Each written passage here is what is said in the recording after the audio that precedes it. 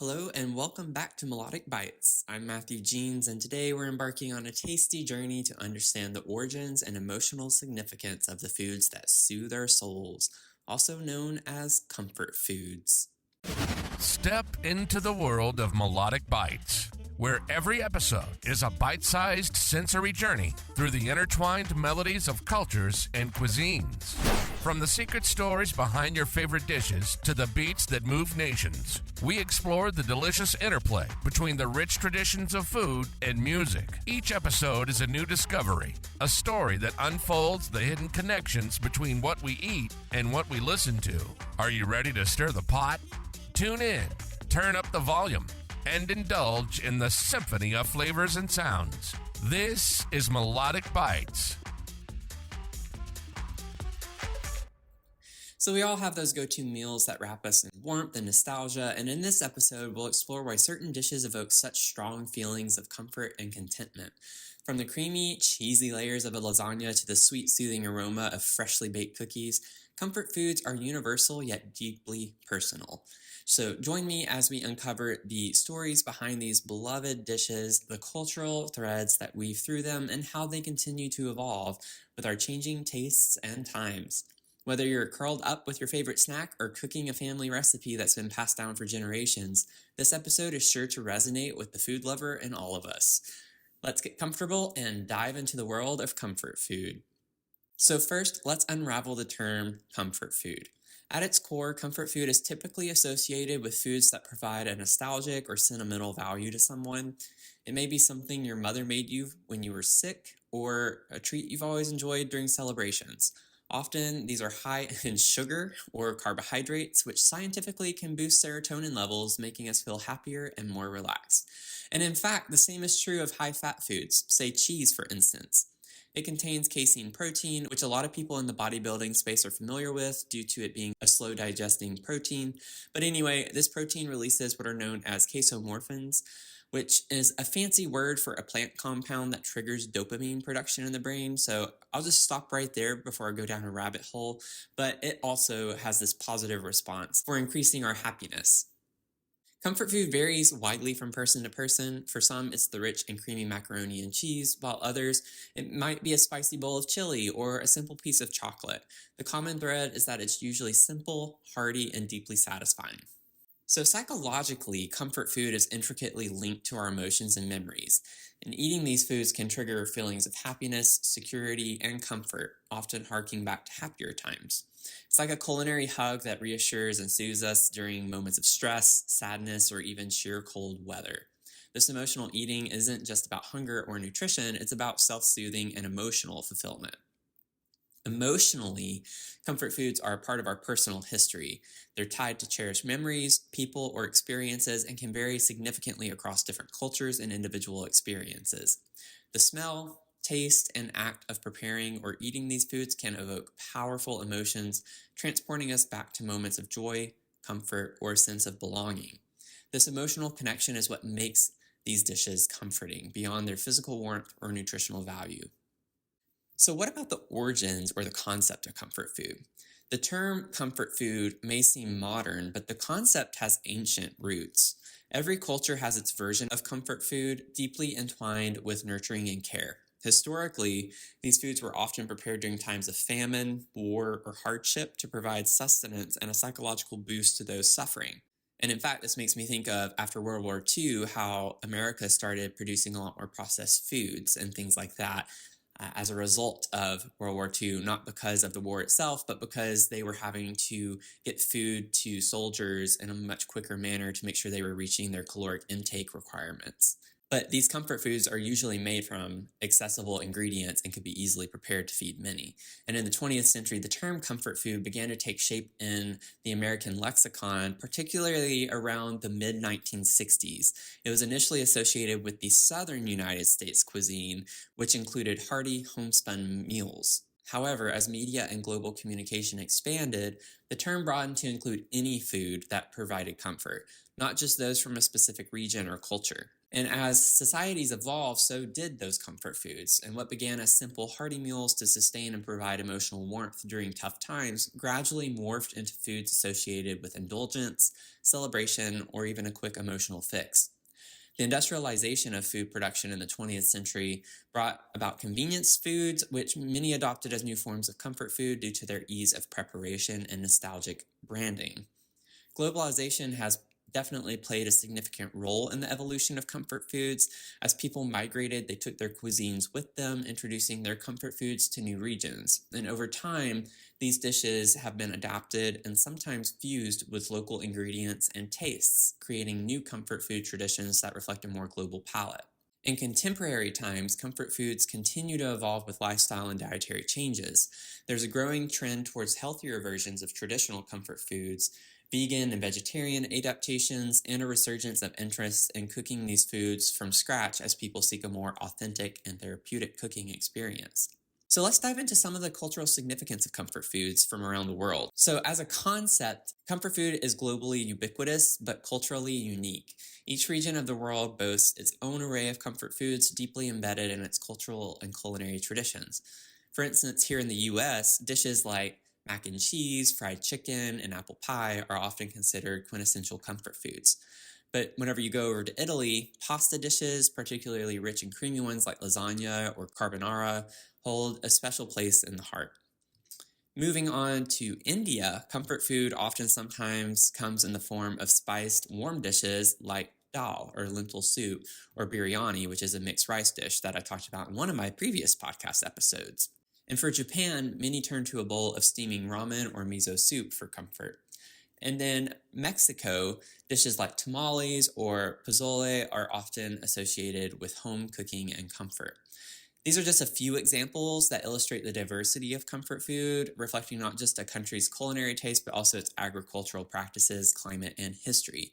And we obviously have a lot of these here in the US, and I often enjoy many of these other comfort foods from other countries myself. So how do different cultures interpret comfort food? While the specifics of comfort food vary wildly from culture to culture, the underlying sentiment remains remarkably consistent. Comfort food is what makes you feel at home. It's what people turn to for solace, celebration, or a taste of nostalgia. Here are a few ways that different cultures interpret this concept. First being family and tradition. In many cultures, comfort food is inextricably linked with family and tradition. It's the food of childhood, often cooked by parents or grandparents. It's not just about the taste, but also about the memories and emotions associated with those who made it for you. I remember my grandmother would make this simple recipe with slices of bread, and she'd just put butter and cinnamon sugar on it, and she'd toast it in the oven. And that stuff was so good, and I enjoyed it, and it made the house smell so wonderful, and I will always associate that with my grandmother. And it's such a simple thing to make, but I would consider that a comfort food. The next on the list would be healing and health. So in some cultures, comfort food is also seen as healing food. These might be foods traditionally believed to have medicinal properties, or simply foods that are easy on the stomach and good for recovery during illness. Community and celebration is another common one that cultures kind of associate with comfort food. And comfort food is often seen as having this communal aspect, and it's food that brings people together, essentially, whether that's a big pot of stew to feed a crowd or a special dish reserved for celebrations and holidays, which I talked a lot about back in season 1, which, oops, I forgot to say, welcome to season 2, new year, new season. So season 1 primarily was just my intro episode, and then 10 unexpected dishes from around the world that you need to try, and it highlighted specifically holiday dishes. And so we did talk about community and celebration a lot in those episodes. So if you're interested in that, definitely recommend you to go listen to those episodes. They're all pretty short. And then the last one on the list is adaptation and fusion. So as people migrate and cultures blend, comfort foods adapt and sometimes merge, creating new traditions and tastes. And this fusion can lead to innovative dishes that combine elements from different culinary traditions, reflecting the multicultural identities of many modern societies. And this makes me think of a jollof rice, which I know I'm a broken record. I have an episode on it as well. Jollof rice in Nigeria, there's this kind of what they jokingly refer to as the Jollof Wars, and that's because it's like not Nigeria Jollof versus Ghana Jollof, and essentially it's kind of like the same dish, but they use different spices to make it a unique experience to their own. And so this is just another way where one recipe was adapted for another culture, and now there's like this funny kind of war that they have with which one's the best one. So, how about the role of comfort food in contemporary society? In contemporary society, comfort food continues to hold a cherished place, albeit with evolving nuances and roles. Today, comfort food often transcends the boundaries of sustenance and nostalgia to become a statement of identity and a means of social connection. So, one aspect of this is stress relief and emotional well being. So, modern life, with its fast pace and frequent stressors, has people turning to comfort food for relief and emotional balance. It's a quick way to soothe the soul and find a moment of peace amidst the chaos. And another one is the connection to heritage. So, as the world becomes more globalized, comfort food acts as a tangible link to cultural heritage and identity. And it's a way for individuals to maintain a connection with their roots and share their culture with others. And then the last one that I have on the list is gourmet and health trends. So obviously, I think this is one of the more popular things to think about. There's a growing trend of reimagining comfort food within gourmet and health conscious circles. So chefs are trying to elevate traditional comfort dishes in fine dining contexts, while home cooks are finding ways to make their favorite comfort foods healthier or suitable for various dietary restrictions. And then that ties us into discussing comfort food trends and the impact of social media. So the way we interact with comfort food has significantly shifted with the advent of social media. Platforms like Instagram, Pinterest, and TikTok have become hotbeds for sharing food experiences, including comfort food adventures. And this has led to several noticeable trends, one of which being visual appeal and food styling. So the Instagrammability of food has become a factor in its popularity, and comfort foods are being styled and presented in more visually appealing ways, sometimes prioritizing aesthetics as much as taste. Then you have your viral food trends. So social media has the power to turn local or niche comfort foods into global phenomena. Dishes and ingredients can quickly gain international fame, leading to a surge in their popularity and sometimes even shortages of key ingredients. Next, there's community and sharing. So social media, of course, has also fostered a sense of community around comfort food. People share recipes, cooking tips, personal stories, and try to create a virtual space where food lovers can gather and connect over their shared love of comfort dishes, or really any food in general. Then you have innovation and fusion. So kind of similar to what I mentioned to earlier, the sharing and blending of culinary traditions on social media have led to innovative comfort food fusions that combine elements from different cultures, reflecting the multicultural and interconnected world we live in. Moving forward, I had mentioned about the health trends with comfort food and trying to convert comfort dishes into healthier alternatives. There's this whole debacle with trying to balance comfort food and health. And in recent years, it's been a growing awareness of the importance of healthful eating. And this has led to an interesting challenge of how to balance the emotional and psychological benefits of comfort food with the need for a healthy diet. So, not just emotional and psychological, but also physiological. And traditional comfort foods are often rich in sugars, fats, and carbs, which, while soothing and, send those signals to the brain that's like, hey, I'm happy, they're not always the healthiest choices when consumed frequently or in large amounts. So the key to balance lies in moderation, which we've all heard over and over again, but also not just moderation, but mindful eating and making informed choices about the ingredients and preparation methods. Moderation and mindfulness in eating. You can enjoy comfort foods in moderation and be mindful of portion sizes to help maintain a healthy balance. It's also about savoring the food, enjoying each bite, and recognizing the emotional satisfaction it provides beyond just the physical satiety. So really, when you're eating these foods, take your time to enjoy them. Try to be more mindful and take your time eating and really savoring every bit of it. And then understanding emotional eating, you got to recognize the emotional triggers that lead to seeking out comfort foods, because that's essential. And when you understand those patterns, you can find healthier ways to cope with emotions or choose healthier alternatives that still provide emotional satisfaction. There are a lot of different ways to get to healthier versions of traditional comfort foods, and culinary innovation and a focus on health have really led to this rise in healthier versions of traditional comfort foods. And these adaptations aim to provide the same satisfaction and emotional solace while incorporating more nutritious ingredients or cooking methods. So here are some ways that this trend manifests. One is ingredient swaps, right? That's like the first thing we think of. Simple swaps can significantly boost the nutritional profile of a dish. So, for example, using whole grain instead of white flour, incorporating more vegetables, or choosing leaner cuts of meat can make a traditional comfort food more health conscious. Bake those cookies with whole grain flour instead of white flour. Incorporate vegetables really in any dish. It's such an easy thing to just kind of throw veggies into the mix. Like, it doesn't have to be a ton, anything is great. And then choosing leaner cuts of meat.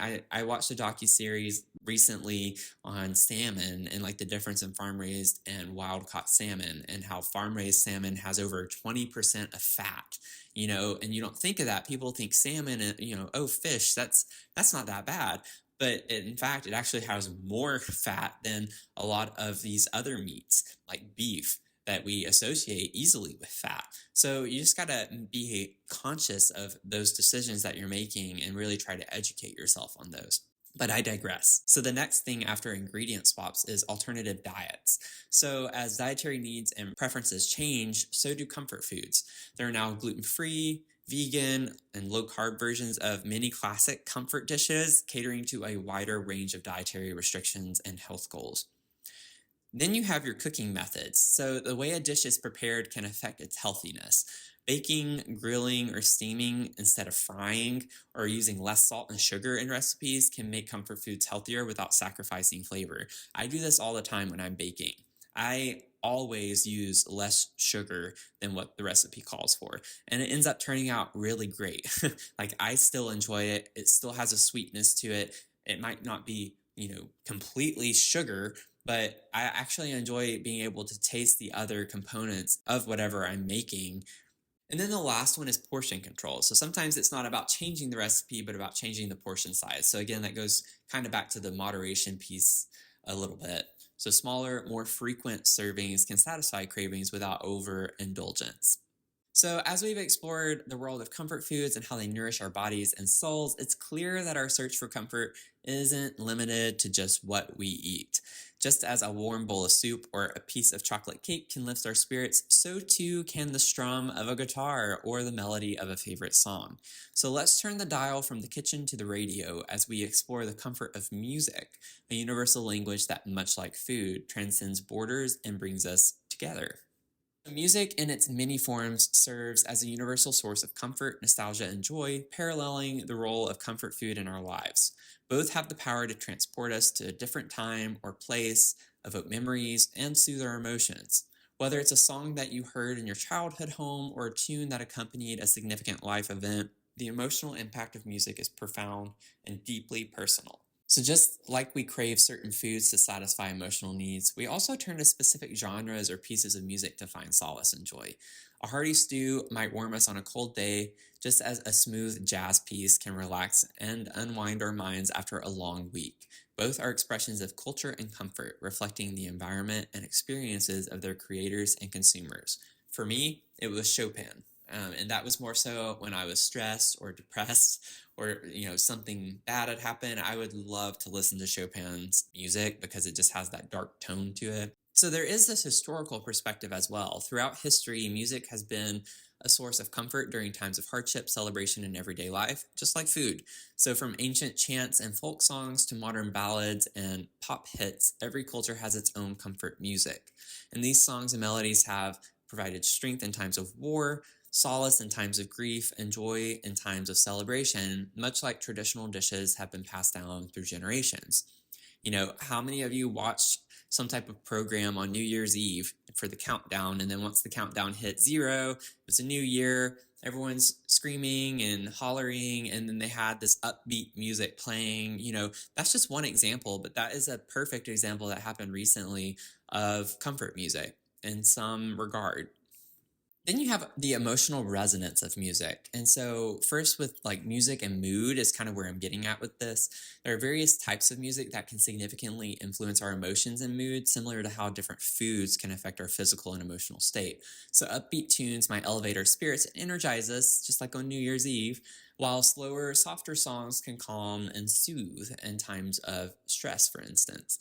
So, music therapists even utilize these effects to help treat various psychological and physical ailments. So, just as everyone has a favorite comfort food, so too does everyone have a song that holds special meaning. Perhaps it's a lullaby your mother sang to you, a hit from your teenage years, or an anthem from a key moment in your life. And one that comes to mind just now is maybe you remember your song that you danced to at your wedding, the first dance, the couple's dance.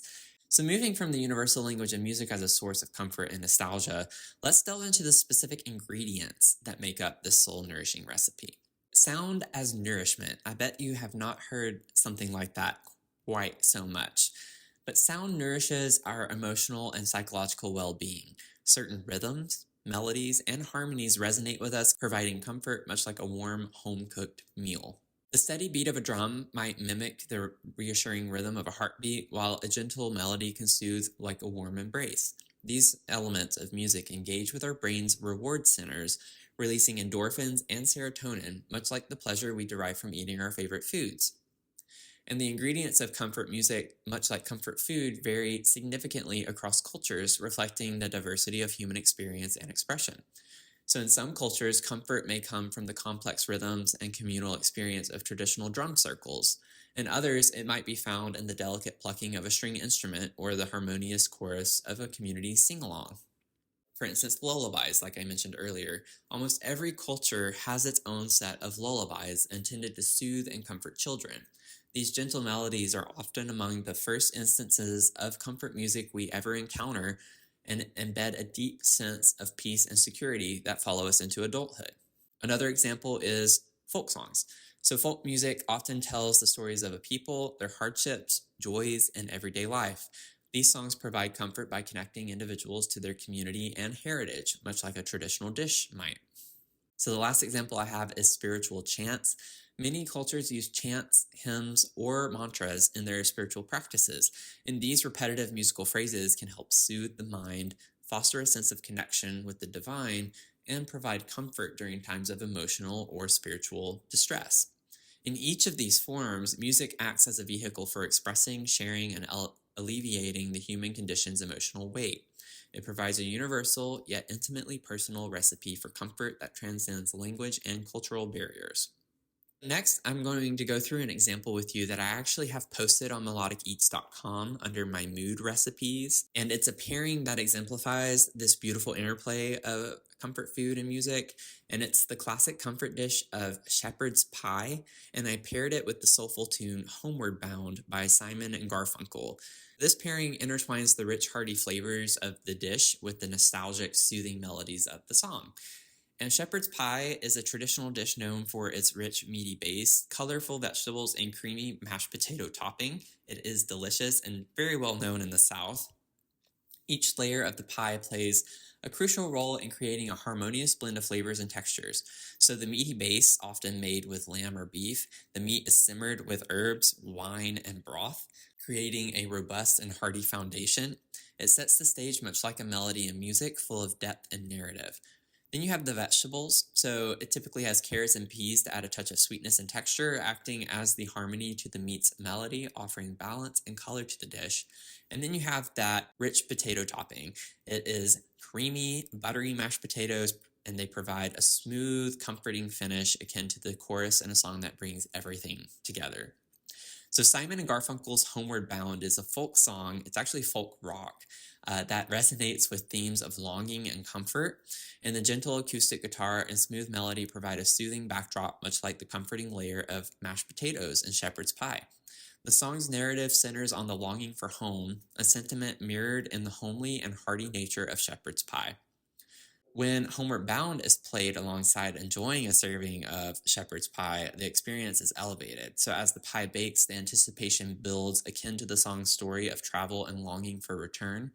The aroma of the pie promises a hearty, comforting meal, much like the song promises a return to the warmth of home.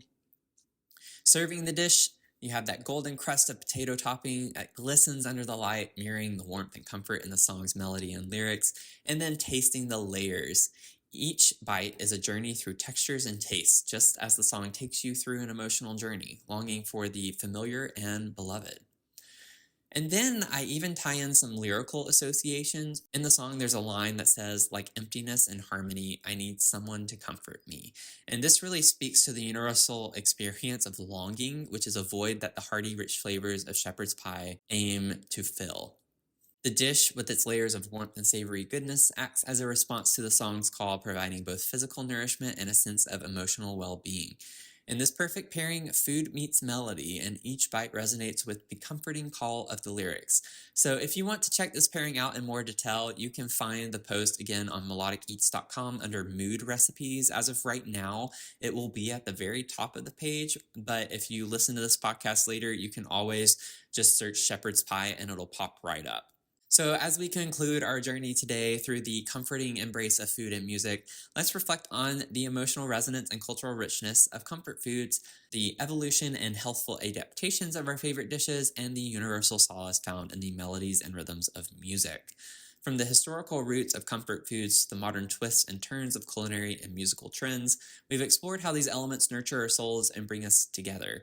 We've seen the power of a hearty shepherd's pie paired with the soulful strains of Homeward Bound, illustrating the profound connection between what we eat and what we listen to. Now I turn the table to you, and I want you to share your comforting culinary delights and the tunes that accompany them. Tell me about the flavors and songs that bring you joy. I'd love to share them on here and feature all of you. As always, thanks for listening. Please leave some feedback and let me know what interests you about the intersection of food and music. Until next bite, keep your beats tasty and your eats in tune.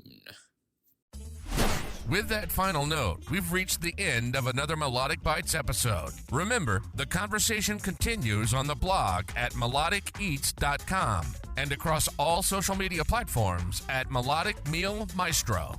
Your stories, insights, and culinary curiosities are what make this journey so enriching. Don't hesitate to send your requests for topics or dishes you're curious about. And if you've enjoyed this episode, please consider leaving a rating or review. Your feedback helps keep the table set for success. Thanks again for listening to Melodic Bites.